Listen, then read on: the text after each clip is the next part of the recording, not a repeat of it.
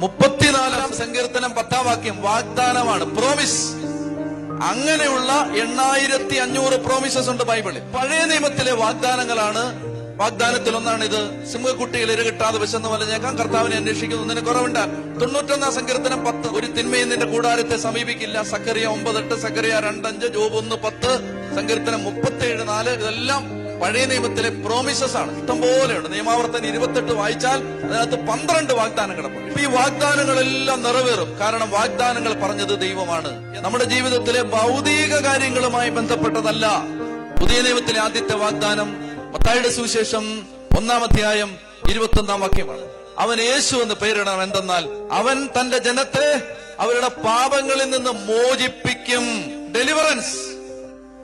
യേശുവിനെ കുറിച്ച് പറയുകയാണ്. ന്യൂ ടെസ്റ്റമെന്റിലെ ആദ്യത്തെ പ്രോമിസ്, ന്യൂ ടെസ്റ്റമെന്റിലെ 2ാമത്തെ പ്രോമിസ്. അവൻ അഗ്നി കൊണ്ടും ആത്മാവ് കൊണ്ടും നിങ്ങൾക്ക് സ്നാനം നൽകും. ഇത് രണ്ടുമാണ് പ്രിയപ്പെട്ടവരെ പുതിയ നിയമസഭയുടെ 2 അടിസ്ഥാന വിശ്വാസങ്ങൾ. ജോയൽ 2:31, കർത്താവിന്റെ നാമം വിളിച്ചപേക്ഷിക്കുന്നവർ ഡെലിവർ ചെയ്യപ്പെടും. ഇതാണ് റോമാലേഖനം 10-ാം അധ്യായം 11-ാം വാക്യത്തിൽ പൗലോസ് കോട്ട് ചെയ്യുന്നത്. കർത്താവിന്റെ നാമം വിളിച്ചപേക്ഷിക്കുന്നവർ ഡെലിവർ ചെയ്യപ്പെടും. ഏത് കർത്താവ്? യേശുവിനെ കർത്താവായി വിളിച്ചപേക്ഷിക്കുന്നവൻ അവന്റെ ജീവിതത്തിലെ പൈശാചിക ശക്തികളെ കർത്താവ് ഡെലിവർ ചെയ്യും.